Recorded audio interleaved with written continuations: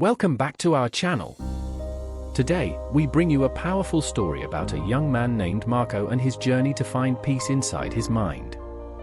Make sure to watch till the end. This story might change your life too. Once upon a time, in a small village surrounded by mountains, there lived a 24-year-old young man named Marco. Marco was very restless. His mind was always full of thoughts.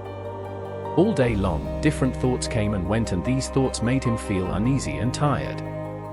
He always felt sad about his past and worried a lot about the future. Because of these thoughts, his mind was like a storm. He couldn't feel calm, couldn't sleep well, and even forgot how to smile. One day, Marco heard about a faraway village in the hills. People said that a wise old man lived there. That man used to be a famous psychologist in the city. He had helped many people in his life and had taught them how to find peace in their minds. Now he was old. He left the busy life of the city and started living in a quiet village close to nature. Sometimes he gave advice to visitors. Marco became curious and hopeful. He decided that he must go and meet that old man. He thought, maybe this wise man can help me find peace. After many days of a long and tiring journey, Marco reached the village in the hills. When he got there, he saw a small house covered with greenery. On the porch of the house, the old man was sitting quietly.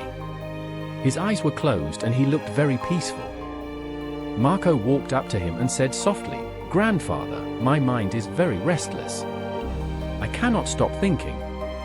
I want peace in my heart. Can you help me?" The old man slowly opened his eyes and gave a calm smile. He said, "So, you are looking for peace? Then come with me. I will give you a small task."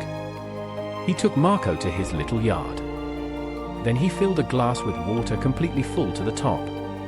The glass was so full that even a little shake would make the water spill. He gave the glass to Marco and said, "Walk from here to the edge of the village and then come back. But remember, you must not spill even one drop of water." Marco looked at him with surprise, but he wanted to do his best, so he accepted the challenge. He held the glass carefully and started walking. The road was narrow and busy. Some people were walking, some were running. Shopkeepers were calling customers and dogs were barking. But Marco did not look around. His eye stayed only on the glass. He walked slowly and carefully, step by step. People looked at him with surprise, but no one disturbed him.